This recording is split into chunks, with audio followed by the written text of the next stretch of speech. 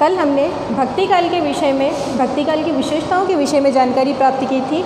आज से हिंदी साहित्य के तृतीय वर्ष के विद्यार्थी, बीए, बीएड और बीए के विद्यार्थियों के प्रथम वर्ष जो प्रथम प्रश्न पत्र लगता है आपका काव्य का, उसकी प्रथम इकाई का प्रारंभ हम करने जा रहे हैं। पहली इकाई का आपका नाम है कबीर। निर्गुण काव्य धारा के कबीर दास, जिनके बारे में मैंने आपको पूर्व में भी जानकारी दी है कि हिंदी काव्य में अगर देखा जाए भक्ति काल के अंतर्गत तो दो उपशाखाएँ की गई, दो शाखाएँ की गई। कौन कौन सी है? सगुण काव्य धारा और निर्गुण काव्य धारा।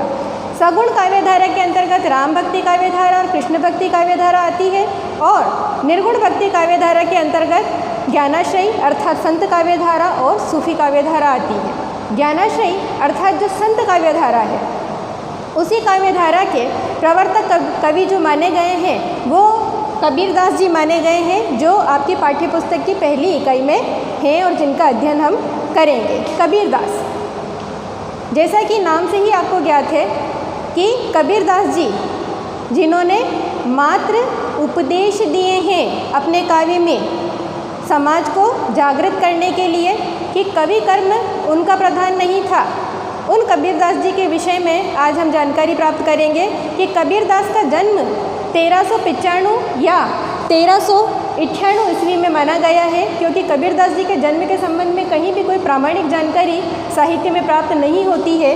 ये एक विवादित विषय है, इसीलिए 1395 या 1398 माना जा सकता है। जन्म स्थान इनका काशी रहा है और इनके माता पिता के संबंध में भी कोई मत प्रचलित नहीं रहा है। और कबीर की मृत्यु वर्ष 1518 में मानी गई है। कि कबीर दास जी का जन्म कब हुआ था? 1395 या 1398 ईस्वी में, और इनकी मृत्यु 1518 ईस्वी में हो चुकी थी। अब हम कबीर की रचना की बात करें तो कबीर की रचना, एक जो प्रसिद्ध रचना रही है उसका नाम है बीजक। कबीर दास जी के बारे में ये बात आपको ध्यान रखने की बहुत ज़रूरत है कि कबीर दास जी निरक्षर थे, उन्हें शब्दों का ज्ञान नहीं था, पढ़े लिखे नहीं थे और वे बहुश्रुत थे। बहुश्रुत अर्थात यानी कि सुनी सुनाई बातें, कि कहाँ से क्या सुना उसका हमने अर्जन किया, कहाँ क्या ज्ञान की बातें सुनी उसका अर्जन किया, और उन सुनी सुनाई बातों के आधार पर कबीर दास ने क्या किया?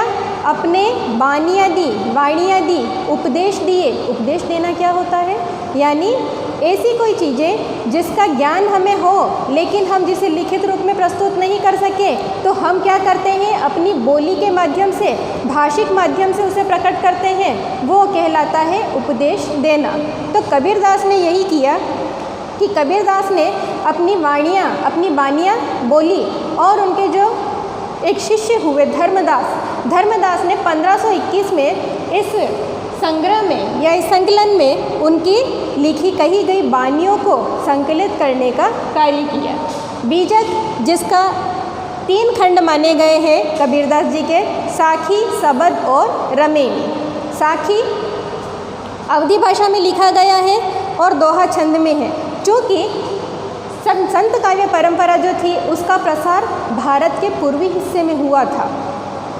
पूर्वी हिस्से में होने के कारण अवधी और भोजपुरी इनकी प्रधान बोलियां बन गई थी, और इन्हीं बोलियों में संत काव्य परंपरा का काव्य लिखा गया, क्योंकि जिस क्षेत्र के ये कवि थे उसी क्षेत्र में और उसी क्षेत्र की भाषा या बोली सुनकर इन्होंने अपने काव्य का सृजन किया, ताकि अधिक से अधिक लोग उससे जुड़ पाएँ और ज्ञानार्जन कर पाएँ। तो साखी जो लिखी गई वो अवधी भाषा में लिखी गई है और दोहा छंद में लिखी गई। दोहा छंद किसे कहते हैं? दोहा छंद वो होता है जिसमें 2 पंक्तियाँ होती है। दोहा नाम से ही पता चल रहा है आपको कि यानी 2 पंक्तियों का छंद, दोहा छंद। 2 पंक्तियों से अधिक उसमें पंक्तियाँ आपको नहीं मिलेगी। फिर दूसरा भाग आता है सबद, और तीसरा भाग आता है रमेनी। सबद और रमेनी के विषय में ये प्रचलित है कि सबद और रमेनी, इनके दोनों जो भाग हैं बीजक के, वो सबद और रमेनी दोनों ब्रज भाषा में लिखे गए हैं। और उसमें क्या पाए गए हैं? उनमें दोहा छंद नहीं है, उनमें गेय पद पाए गए हैं। गेय पद अर्थात ऐसे पद जिनका गायन किया जा सके।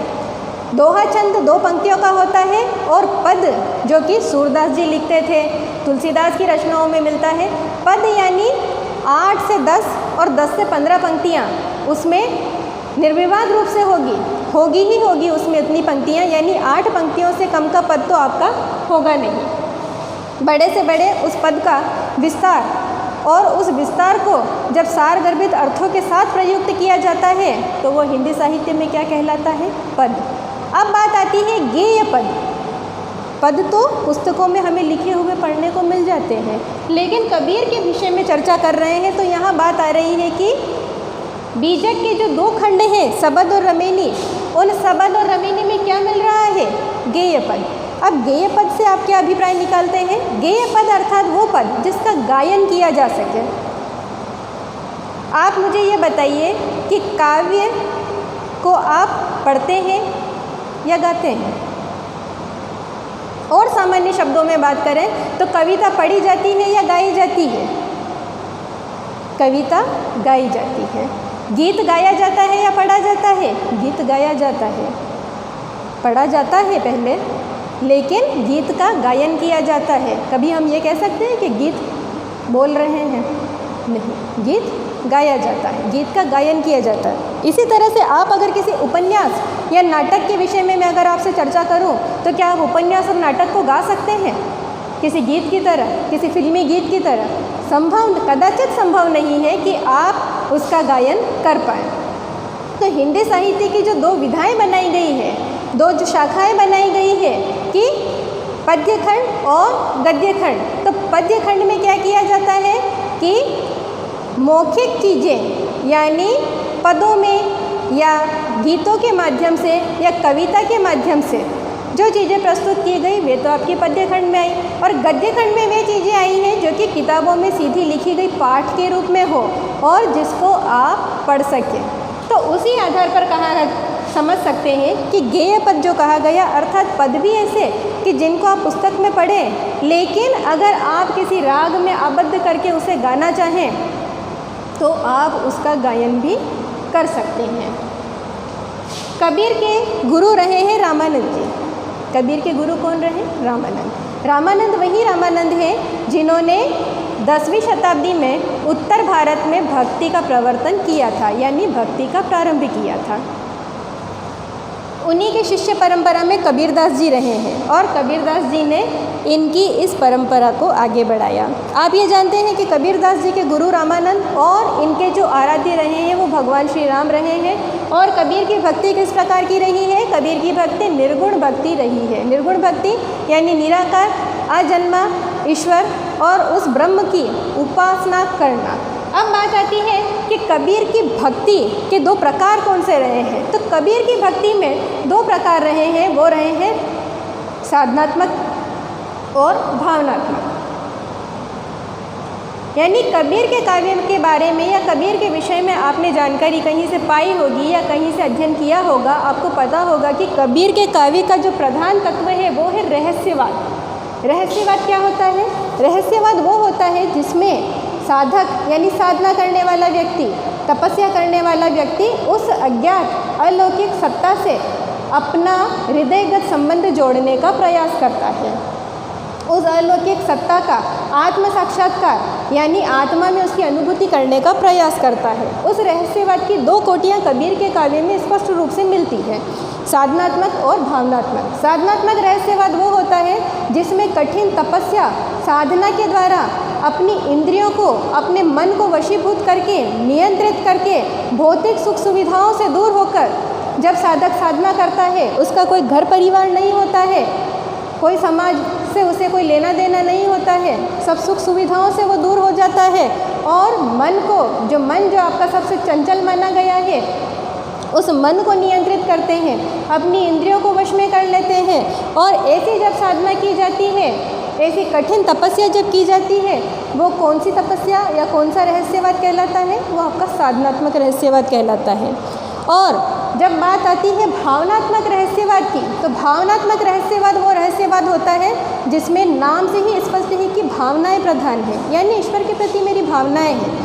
या तो साधक अपने आप को पत्नी रूप में और परमात्मा को पति रूप में देखेगा, या परमात्मा को पत्नी के रूप में और अपने आप को पत्नी के रूप में देखेगा, और एक मधुर दाम्पत्य संबंधों की तरह उस ईश्वर की आराधना करता है और उसे पाने का प्रयास करता है, वो आपकी कहलाती है भावनात्मक रहस्यवाद। अब कबीर के विषय में इतनी जानकारी प्राप्त करने के बाद में आपके पद संख्या 1 से मैं प्रारंभ करूंगी, उसका अध्ययन हम करेंगे कि पहला पद जो आपका आता है वो आपका लिया गया है रमेनी से। रमेनी जो बीजक का तीसरा खंड है, उस रमेनी से आपका पहला पद पाठ्य पुस्तक का लिया गया है। पहला पद आपका आता है,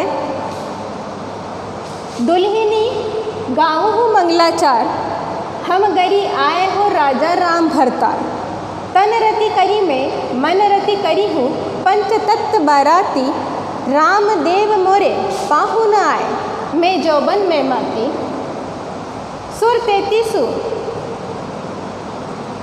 शरीर सरोवर वेदी करी हो, ब्रह्मा वेद उचार, राम देव संग भावरी ले हो, धनी धनी भाग हमार, सुर 33 कोतिग आए, मुनिवर सहस 88, कहे कबीर हम ब्याह चले हैं, पुरुष एक अविनाशी।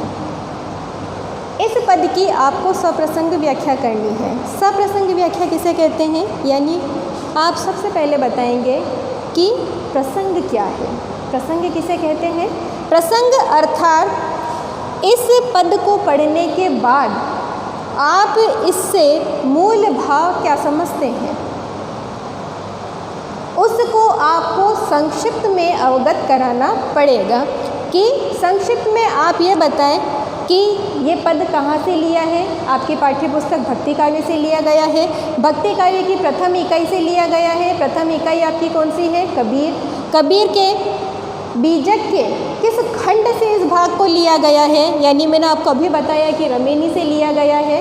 रमेनी किस भाषा में लिखी गई है, वो अगर जानकारी आप दे सकें तो बहुत बढ़िया।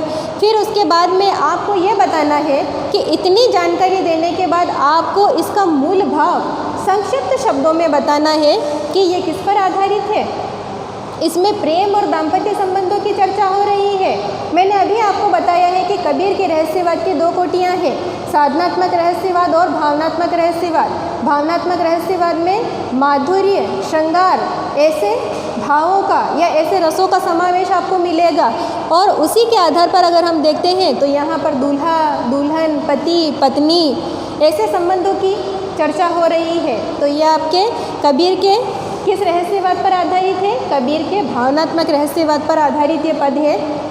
आपको सप्रसंग के अंतर्गत इतनी जानकारी देनी होगी। फिर आती है आपकी व्याख्या। व्याख्या कैसे करेंगे? व्याख्या करने के लिए आप पंक्तिबद्ध एक एक पंक्ति का अध्ययन करेंगे कि दुल्हिनी गावहु मंगलाचार, यानी कबीरदास जी जीवात्मा और परमात्मा का संबंध बता रहे हैं। दुल्हन वो कोई वैसी दुल्हन की बात नहीं कर रहे हैं जैसे कि आप विवाह समारोह में देखते हैं, उस दुल्हन की या उस दूल्हे की बात नहीं कर रहे हैं, आत्मा परमात्मा के, यानी लौकिक रूप को दर्शाकर अलौकिक की बात कर रहे हैं कि लौकिक रूप में मैं तो सांसारिक पुरुष हूँ, लेकिन कबीरदास स्वयं को, अपनी आत्मा को क्या मान रहे हैं? एक स्त्री रूपा, एक नारी रूपा, एक दुल्हन के रूप में देख रहे हैं। और श्री राम जो निर्गुण ब्रह्म है, निराकार है, उनको किस रूप में देख रहे हैं? अपने पति के रूप में। तो वो कह रहे हैं कि दुल्हन गावहु मंगलाचार, यानी अपनी आत्मा को संबोधित कर रहे हैं कि कबीरदास अपनी मन की दुल्हन को जगा दो और कहो कि दुल्हन मंगलाचार गाओ। मंगलाचार क्या होता है? मंगल गीत। कि दुल्हन मंगल गीत गाने प्रारंभ कर दो। हम गरी आए हो राजा राम भरतार, भरतार पति को कहा जाता है कि हम गरी आए हो राजा राम भरतार, कि दुल्हन मंगल गीत गाने प्रारंभ कर दो। राजा राम जो तुम्हारे पति हैं वो घर पधार गए हैं। तन रति करी में मन रति करी हूँ, पंच तत्व बाराती। रति अर्थात प्रेम। आपने सभी ने पढ़ा होगा कि श्रृंगार का स्थायी भाव जो माना गया है वो क्या माना गया है? रति। रति यानी प्रेम। कि तन रति करी, यानी शरीर में भी प्रेम उत्पन्न करो, और मैं मन रति करी हूँ, यानी मेरे मन में भी प्रेम उत्पन्न है। ऐसा नहीं है कि मेरे मन में प्रेम उत्पन्न है और मेरा तन उनके प्रति प्रेम में सिक्त या सींचा हुआ नहीं है, या मेरे सिर्फ तन में उमंग जग रही है कि मेरे पति राजा राम भरतार मुझे लेने के लिए आ रहे हैं और मन से मैं उनसे दूर हूँ। तो तन और मन दोनों में उनसे मिलन की उत्कंठा अपने मन में जगा लो कि तन रति करी मैं मन रति करी हूँ। शरीर और आत्मा दोनों में मैंने प्रेम उत्पन्न कर लिया है। किसके लिए? अपने पति राजा राम के लिए। पंच तत्व बाराती, आप सभी जानते हैं कि शरीर का निर्माण आपके या हमारे शरीर का निर्माण किससे होता है? 5 तत्वों से होता है, जल, थल, अग्नि, वायु और आकाश। इन 5 तत्वों को कह रहे हैं कि राजा राम की बारात में कौन से तत्व आए हैं? ये 5 तत्व उनके साथ बाराती बनकर आए हैं। दुल्हन कौन है? कबीरदास जी स्वयं। दूल्हा कौन है? राजा राम, श्री राम। और उनके साथ में जो दूल्हे के साथ में बारात में जो लोग आते हैं, ईश्वर के साथ में सामान्य मनुष्य आने से तो रहे, उसमें क्या कहा गया है कि इन 5 तत्वों को कहा गया है कि ये उनकी बारात में बाराती बनकर आए हैं। रामदेव मोर पाहुन आए, मैं जौबन मैं माती, यानी श्री राम मुझे ब्याहने के लिए आए हैं, मुझसे विवाह करने के लिए आए हैं। कबीरदास रूपी जीवात्मा क्या कह रही है कि मेरे राम मुझसे ब्याह करने के लिए आए हैं। मैं जौबन मैं माती, यानी मेरा यौवन, मेरी युवावस्था क्या हो रही है? अपने आप में समा नहीं रही है कि मेरे राम मुझसे ब्याह करने के लिए आ गए। शरीर सरोवर वेदी करी हूँ ब्रह्मा वेद उचार। अब इस पंक्ति का अभिप्राय क्या है कि शरीर सरोवर, यानी शरीर की उपमा किससे दी है? सरोवर से, तालाब से, कि शरीर सरोवर वेदी करी हो। इस शरीर की तो क्या करूँगी मैं? जैसे कि विवाह जब होता है तो क्या होता है? वेदी जलाई जाती है। उस वेदी के लिए कह रहे हैं कि मैं इस शरीर को जलाऊं और इसकी वेदी बनाऊं जहां अग्नि प्रज्वलित हो। ब्रह्मा वेद उचार, जैसे पंडित आता है दूल्हा दुल्हन का विवाह कराने के लिए और विवाह का संपन्न कराने के लिए, तो कबीरदास कह रहे हैं कि अब जीवात्मा और परमात्मा का विवाह हो रहा है, तो उस विवाह को कौन पूरा कराएंगे? पंडित के रूप में भगवान ब्रह्मा। रामदेव संग भावरी ले हूँ धनी धनी भाग हमार। तो कबीरदास जी कह रहे हैं कि रामदेव भगवान श्री राम के साथ अब जीवात्मा क्या करेगी? भावरी लेगी, यानी जो फेरे लिए जाते हैं उन फेरों के लिए कह रहे हैं कि रामदेव के साथ, भगवान श्री राम के साथ कबीर रूपी जीवात्मा अब उस वेदी के चारों ओर फेरे लेगी। धनी धनी भाग्य हमार, यानी मेरा भाग्य कितना धनी है कि भगवान श्री राम ने मुझे अपनी पत्नी के रूप में चयन किया है और मुझसे विवाह करने के लिए आज वे मेरे घर पर पधारे हैं। सुर 33 कोटिग आए मुनिवर सहस 88, यानी 33 करोड़ देवी देवता इस जीवात्मा और परमात्मा के अनोखे विवाह के साक्षी बनेंगे और मुनिवर सहस 88, यानी 88,000 जो मुनि हैं वो इस विवाह के साक्षी बनेंगे। यानी 33 करोड़ देवी देवता और 88,000 मुनि जो हैं वो हमारे इस विवाह के, जीवात्मा परमात्मा के, राम और कबीर जो कह रहे हैं उनके विवाह के साक्षी बनेंगे। कहे कबीर हम ब्याह चले हैं पुरुष एक अविनाशी। और कबीरदास जी इस प्रकार कहते हैं कि जीवात्मा का मिलन परमात्मा से हो गया, यानी हमारा विवाह संपन्न हो रहा है। मेरा विवाह श्री राम से हो रहा है और विवाह भी कैसे इंसान से हो रहा है, कैसे पुरुष से हो रहा है? अविनाशी। अविनाशी यानी जिसका कभी विनाश ना हो, जिसका कभी अंत ना हो। यानी कबीरदास कह रहे हैं कि मैं इतनी किस्मत वाली या भाग्य वाली महिला हूँ कि मेरा विवाह एक ऐसे पुरुष से संपन्न हो गया है इस धरती पर रहते हुए कि मेरा वैधव्य तो कभी आ ही नहीं सकता, क्योंकि मेरा वरण या मुझसे जिस व्यक्ति ने विवाह किया है या मेरा विवाह जिससे संपन्न हुआ है, मेरे पति ऐसे हैं कि उनका अंत तो कभी होगा ही नहीं। यानी ऐसे अविनाशी पुरुष जिसका कभी विनाश नहीं हो, जिसका कभी नाश ना हो, जिसकी कभी मृत्यु ना हो, ऐसे पुरुष से हमारा ब्याह, यानी कबीरदास जी कह रहे हैं कि जीवात्मा का परमात्मा से ब्याह हो गया है। यानी ये पद जो है दुल्हिनी गाऊ मंगलाचार, आज जिस पहले पद का अध्ययन हमने किया वो पहला पद कबीर के भावनात्मक रहस्यवाद का है और रमेनी खंड से, बीजक के तीसरे भाग रमेनी खंड से लिया गया है, ब्रजभाषा में लिखा गया है और इसमें जीवात्मा परमात्मा का संबंध बताया गया है। आज के लिए इतना ही, धन्यवाद।